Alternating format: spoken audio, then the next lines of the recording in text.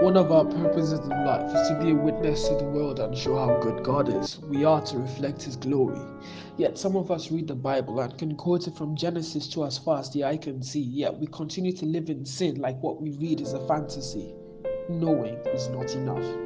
FCS, we need to stop limiting what God can do with and in us, analyzing what He can do using our limited logic and our IQ. His ways are not our ways.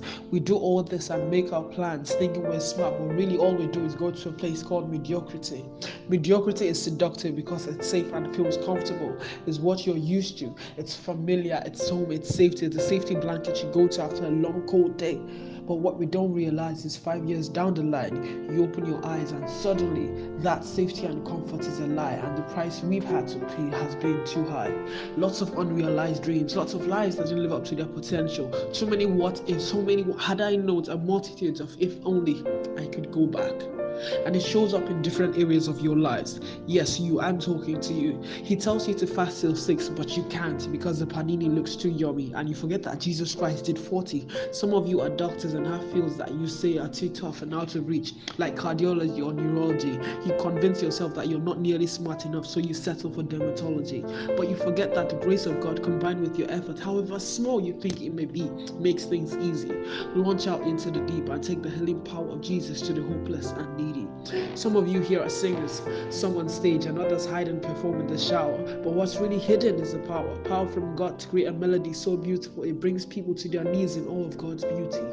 Some of you are entrepreneurs and have business plans, but you sit at them and you don't bring them out thinking that there's something similar out in the market, or you say that you don't know how. Of course you don't know how. You're forgetting that the scriptures say He teaches your hands to make wealth. He won't teach you if you know it. People, stop sitting down, step out. How about the people who are boiling with creativity and ideas, but then they convince themselves that no, it's not that deep? My guy, it is that deep. Are you forgetting what? In Genesis chapter 1, verse 1, the first thing God does is to create. God loves your creativity. He gave it to you for a reason. Use it to show His glory. If there's one thing He loves, it's faith and trust. When you take that step of faith and go ahead into teams that seem impossible, God shows up for you and does things that are just so wonderful and remarkable that you've never really seen any way that it's been done. Peter walked on water. Daniel interpreted a dream he did not even know. Elijah faced 450 false prophets and called fire down from heaven. David killed Goliath. Shadrach, Meshach, and Abednego walked into a fire accepting death as an outcome, yet still believing in Jesus. And then they walked out with a testimony. Esther stopped a genocide. Joshua brought down the walls of Jericho just by walking round and round. The list goes on and on.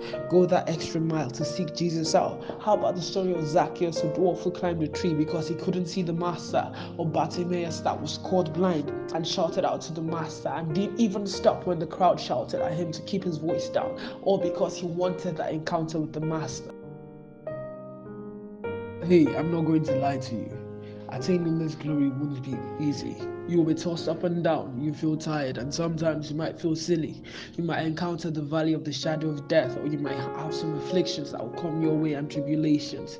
But this is what He says. He says, go down on your knees and pray. He says, come unto me, all you who are weary, and I will give you rest. He says, the arm of flesh will fail you. You are not nearly strong enough to do this on your own. He is asking you to forget your insecurities. He says, those who are weak, He will make strong. Those who are sad, He would give you joy. He's asking you to come to Him and trust in Him. Go on your knees and pray. Do not use prayer as a last line of defense. It should be your first response. He's the God that walks into the storm and says, peace, be still. He's the one who makes a way where there is no way. He's the one who shows up for you and does things for you that are just amazing and mind-blowing. The scripture says, He who has started a good work in you is well able to finish it.